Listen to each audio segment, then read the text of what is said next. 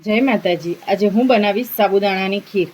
તેના માટેની સામગ્રી જોઈ લઈએ તો દૂધ લીધું છે, ખાંડ, જાયફળ અને ઇલાયચીનો પાવડર, કેસર, સાબુદાણા પલાળી દીધા છે 2 થી 3 કલાક માટે અને કાજુ બદામનો કતરણ। તેને આપણે મિક્સરમાં ભૂકો કરી લીધો છે અધકચરો। તો હવે આપણે સાબુદાણાની ખીર બનાવીશું। ખીર બનાવવા માટે મેં જાડા તળિયાવાળું વાસણ લીધું છે। તેમાં આપણે દૂધ એડ કરીશું પહેલાં।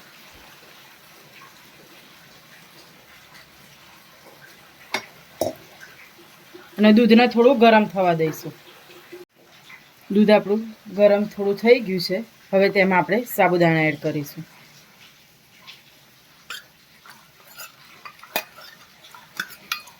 મેં સાબુદાણાને 2 થી 3 કલાક માટે પલાળી લીધા હતા।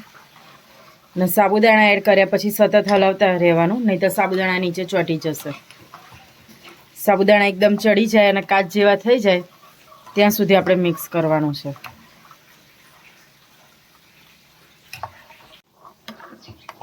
આપણું દૂધ ઉકળે છે તેવી જ રીતે જો અધકચરા આપણા સાબુદાણા પણ ચડ્યા છે। અધકચરા ચડેલા દેખાય છે, એકદમ કાચ જેવા નથી થયા। સાબુદાણા ઉપર તળવા માંડ્યા છે। પહેલાં હેઠે બેસી ગયા હતા, હવે ઉપર તરે છે, એટલે આપણે તેને સતત મિક્સ કરતા રહીશું।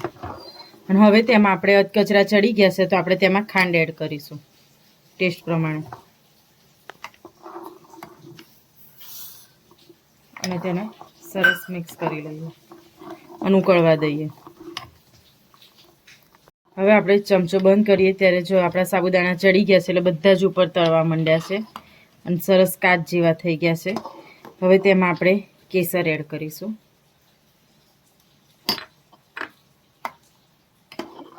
તેનો સાબુદાણાની ખીરનો કલર પણ સરસ આવશે અને ટેસ્ટમાં સરસ લાગશે। એલચી અને જાયફળનો ભૂકો એડ કરી અને આપણે સતત મિક્સ કરીશું।